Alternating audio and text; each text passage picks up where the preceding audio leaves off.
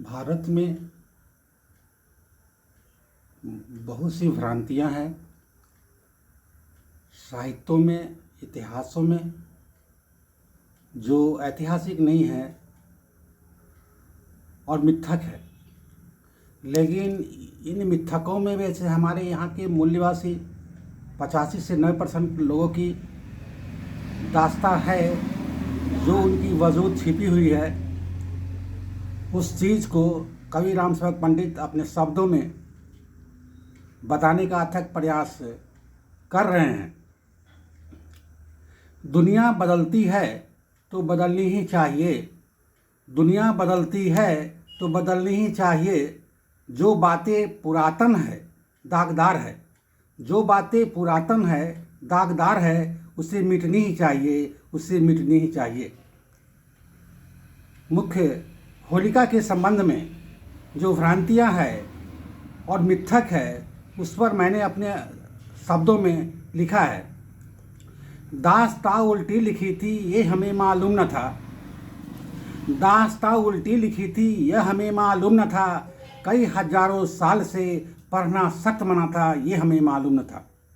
दास्तां उल्टी लिखी थी, ये हमें मालूम न था। कई हजारों साल से पढ़ना सख्त मना था, ये हमें मालूम न था। संस्कृत में पोथियाँ लिखी थी, संस्कृत में पोथियाँ लिखी थी, उसमें ही तो छल भरा था। संस्कृत में पोथियाँ लिखी थी, उसी में तो छल भरा था, ये हमें मालूम न था। दास्तां उल्टी लिखी थी, यह हमें मालूम न था। हिरण्यकशिपु हिरण्यक्ष राजा थे। हिरण्यकशिपु हिरण्यक्ष राजा थे, मूल निवासी बहुजनों के। हिरण्यकशिपु हिरण्यक्ष राजा थे, मूल निवासी बहुजनों के। उनको ही असुर राक्षस कहा था, उनको ही असुर राक्षस कहा था, ये हमें मालूम न था।